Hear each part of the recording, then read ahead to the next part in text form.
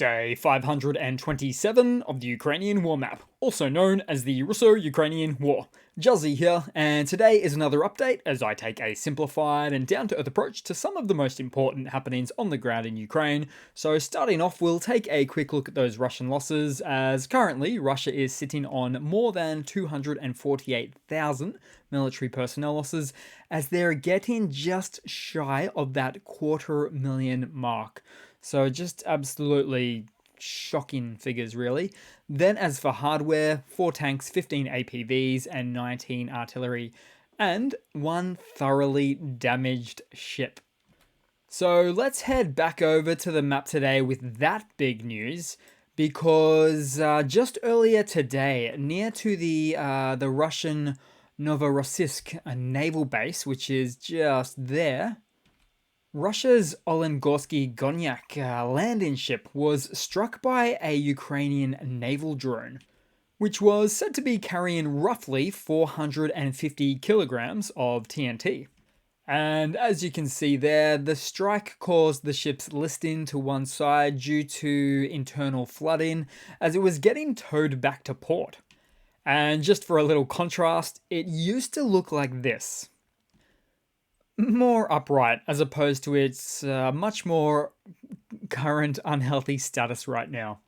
So with this event, Russia initially claimed they repelled the Ukrainian drone attacks, all in classic Russian style to save face, but my guess is they will be forced to update their statement shortly due to this since released footage showing the obvious nature of the deliberate and successful attack by the Ukrainian naval drone. And it's funny because it was just on my previous video update that I posted a sunken battleship meme. So it's just oddly bizarre or coincidental when some of my posted memes just a day or two before turn into a kind of reality sometimes.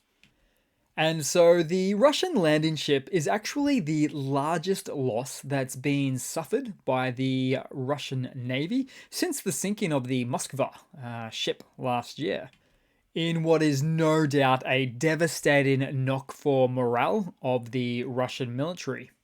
All just as Ukraine continues its efforts to disrupt Russia's ability to project power in the Black Sea, as we're recently seeing a decidedly pronounced uptick of Ukrainian naval attacks on Russian naval positions because of Ukraine's up-ramped production of all sorts of new drone warfare capabilities these days.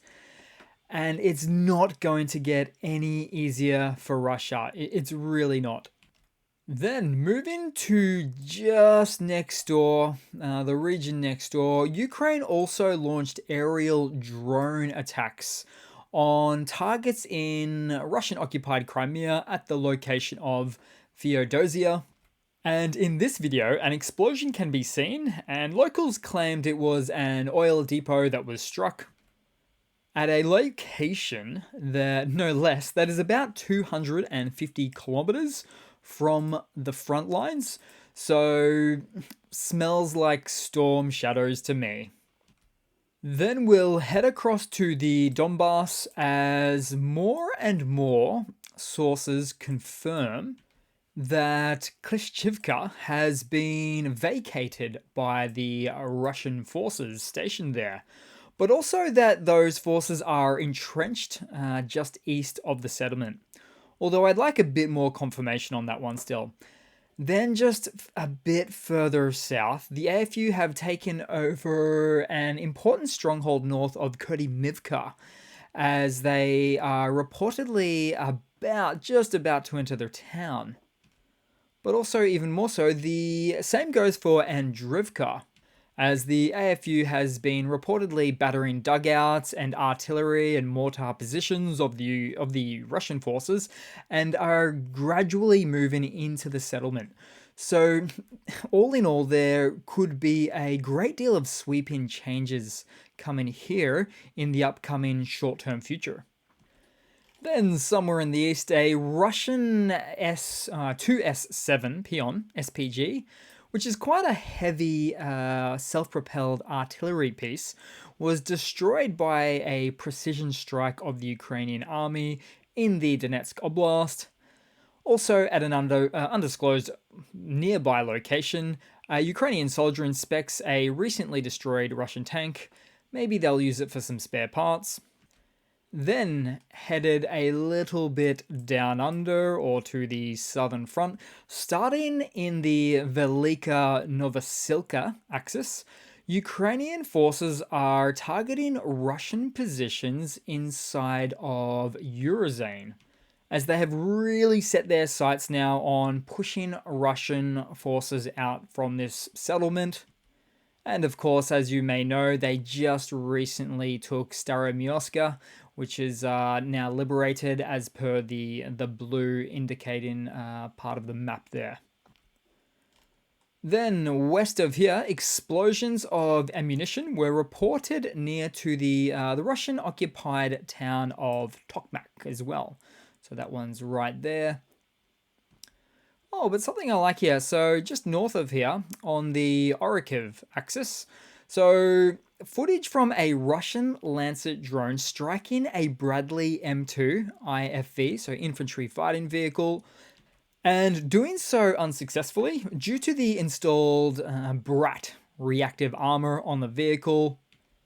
Now, it hits the IFV, but does no damage as the Bradley keeps moving and the crew were safe inside or unaffected. Then we'll head across to some news for today. So, as for some hardware updates to start off with, Ukraine continues to innovate with unmanned vehicles. This time with what's called an unmanned ground vehicle, or UGV. And it'd be pretty interesting to see how effective these types of platforms are on the front lines.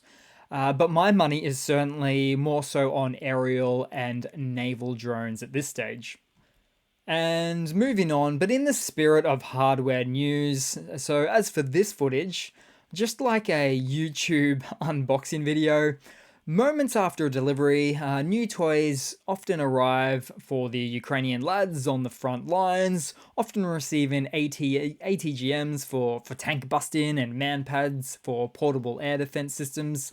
But what I like the most here is how they're wrapped like your newly purchased tech devices straight from the store. Meanwhile, recent Russian deliveries of a similar nature to the front line can literally be dangerously under-maintained 50-year-old munitions like these. Such a stark contrast indeed.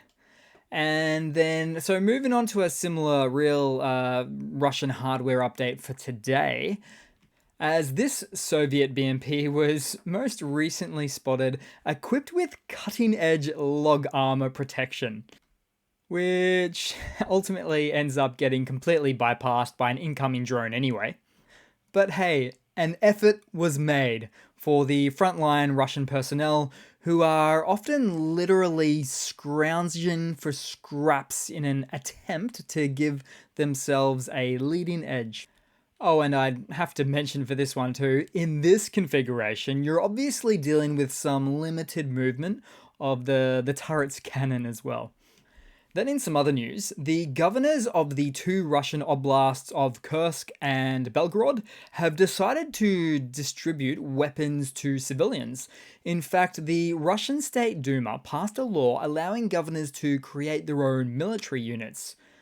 Now, you know how things often backfire for Russia? Well, this is potentially just another example of how things simply fall apart. Because it seems Russia has already forgotten how they provided weapons and funding to the private military company that was the Wagner Group, only to have said group proceed on starting a military coup or mutiny attempt just a few short weeks ago.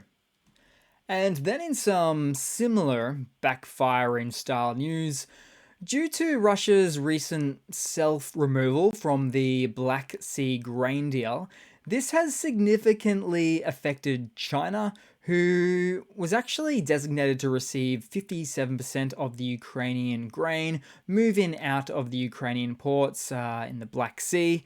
So it's reportedly gotten to the point of really angering China now. You see, problematically for China, they're actually near to facing a famine in multiple regions of their country, and so badly so that they've just declared food availability as a prioritized issue of national security now. And as a result of all that, reportedly China is increasingly on bad terms with Russia now. Because not only is Russia removing itself from the grain deal, it's been literally destroying those grain silos in Ukraine that were destined for China, making it entirely impossible for China to receive a bunch of that grain now. And with this news, it never ceases to surprise me of Putin's short-sighted decision-making capabilities. And I do personally believe he's basically making all of the major decisions by himself now. Without the use of his various ministry advisors, or only surrounding himself with yes men, not realizing the errors in his calculations until after the fact. It's really not a good way to run a country. Then in some Russian state media news, here's some stills of the panelists basically scratching their heads, trying to understand what's taking so long in Ukraine. Saying things like, quote, "I'm a little bit offended and ashamed that for a year and a half we can't take Avdiivka." I mean, internal Russian propaganda can only paint a rosy picture for so long. But after a certain point in time, it gets harder and harder for Russians to ignore the realities of the map and all of that Ukrainian land that they captured but then lost over time. Then moving to the quickest of funnies to round it all off with today, guys. So Wagner PMC mercenary Denis Kuzmin was headed home to Omsk in Russia, but decided to stop in Moscow and hired prostitutes for him and his buddies. Then, after he passed out, the prozzies stole 790,000 rubles in cash from him, from his person, which is worth about $8,500 US dollars. And the amount of which was his entire salary for serving in Ukraine for 6 months. So, seems like making love is more profitable than making war, after all.